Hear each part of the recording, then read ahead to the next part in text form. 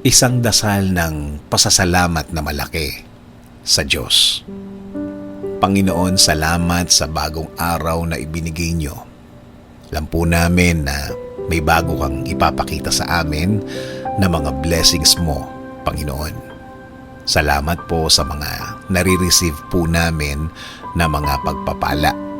Salamat po sa good health na aming nararanasan.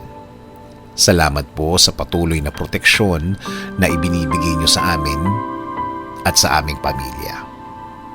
Salamat din po sa paggaling ng aming ibang miyembro ng aming pamilya. Kasabay din po ng proteksyon na hindi na sila magkakasakit ulit, Panginoon. Salamat din po sa mga bagay na ibibigay niyo po sa amin. Alam po namin na ang timing niyo po ay perfect timing, Panginoon. Alam namin in time, makukuha namin ang aming hinihingi at idinadasal po namin sa inyo. At alam po namin na hindi na ito magtatagal.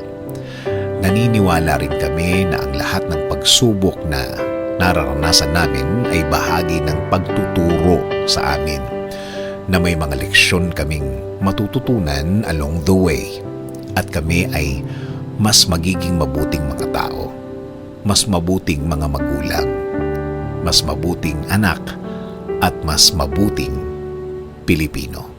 Kaya salamat po sa paggawa mo sa aming maging malakas at maging matatag sa harap ng mga hirap sa buhay.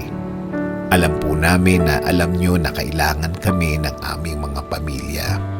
Sa mga biyayang ito, nagbabago din po ang tingin namin sa buhay.